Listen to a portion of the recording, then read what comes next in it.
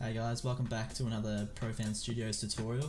So today I'm going to dive into an old project of mine and I'm going to show you some nice little tips and tricks you can use for your build-ups, to build intensity, to build that anticipation right before the drop, to make the drop the drop doesn't change or anything, but it seemingly hits harder with all the effects and things like that you can use in your build-ups to build that anticipation and that intensity.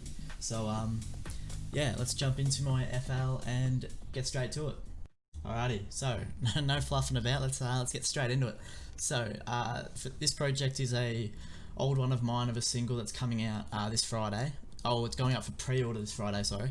But it's an older version of the project, and I just thought, why not just use this as my example for today's tutorial. So basically, you want to add that sort of intensity, that anticipation, that atmosphere to your build up. You want to add definitely two things and a third one that's optional. You can play around with it. So you definitely want an EQ, taking out the low end as the build progresses, and you also want a reverb. You can automate the wet and decay levels. You can just increase them as the build goes on. And then an optional one is the delay. You can try maybe like a ping pong delay, and have that increase as the build goes on. Yeah, it's really up to you. That's, I wouldn't call that a necessity, but it can be cool, and yeah, it's definitely worth trying. So as you can see here, I'll go down to my automations. So you've got on my master, I have as it gets close to the drop here, it starts right here, you can see the low end is getting cut out more and more, and then I've got my decay and wet on my master, that's increasing as the build goes on, and then same with my kick and bass line, the low end is being decreased as the build goes on. So I'll show you what it sounds like with those effects, and then I'll also show you what it sounds like without it, and you'll notice a huge difference. So let's listen to the track with those effects applied.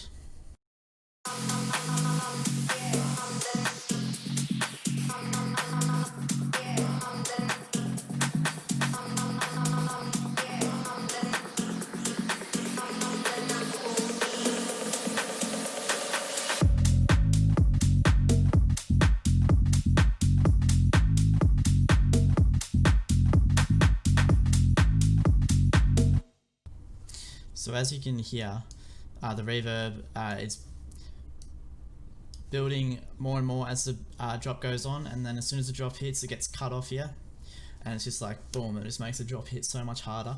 And same with the lows being cut out, it's kind of decreasing more and more the low end, so it's like signaling to the listener like, oh my god, like the drop's coming.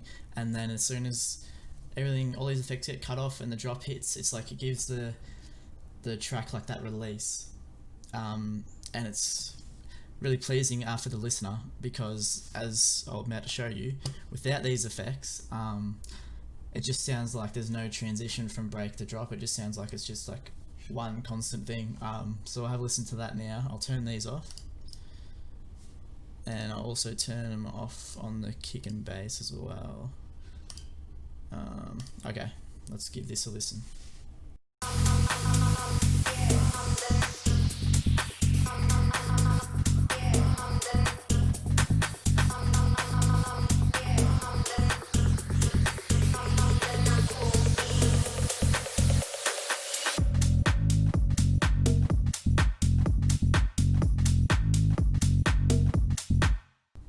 So as you can hear,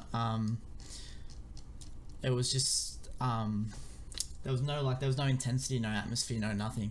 Because the bass line, the EQ of the bass line, there was no lows cut out, so you'd already given the listener like all the bass had to offer. There was no teasing of what's coming next, and so that's, as you can hear, like that made the drop hit like nothing really. Like your drops is supposed to be like your main component of the track.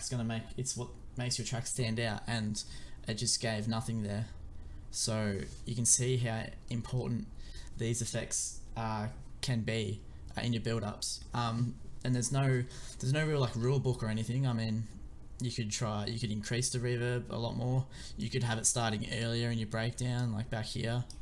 I mean, there's so many different variations of ways to do it. And you can also try, as I said with delay, you could add like a ping pong delay on some of your drums, like your hats or a bongo or clap. Like you just add a sort of like a ping pong delay and have that increase more and more as the drop gets closer, and then cut it off like everything else here. That's also another cool thing to try out. You can also even try it on vocals. Yeah, there's lots of different ways to do it. Another thing I do recommend is you need to make sure that with your reverb here, you want your to say for me, I have the reverb on the master. So whether you have it on a master as well or at a send channel, you want to have the low cut, so no low end is being reverbed, because otherwise it's going to make your mix really muddy and just yuck. It's going to make the whole build just sound all, what's the word, muddy, I suppose. Yeah, it's just going to sound yuck, and you don't want that. So I usually have this the low cut at about 500 hertz roughly, just in like as a starting point. I suppose you could decrease it or increase it if you need to. Just, you know, play around with it. Trial and error is something like every day I'm still trying out new things, and you know, I'll write them down if they work, I'll scrap it if they don't. You know, it's so you just give it a go. You can apply these techniques to any genre. So I highly recommend just going away and trying them in your track, seeing what works, see what doesn't, and yeah, that's pretty much it for this tutorial. Just a quick little few tips on your build-ups and how you can improve them, how you can give the listener more suspense and intensity, and that feeling of like, oh, like I want the drop to come already, you know. I also would like to say thank you to everyone who has purchased our sample packs over the past month. I'll show you here, they're still up, they're not going anywhere, and yeah, I really appreciate anyone who buys a copy. If you do buy a copy, let me know if you like it. Let me know what you found helpful, what you didn't find helpful. Oh yeah, I'd greatly appreciate it.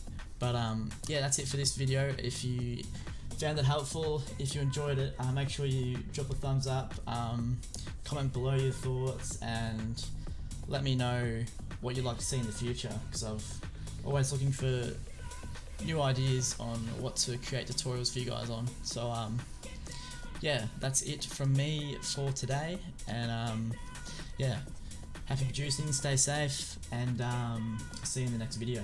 Alright, bye.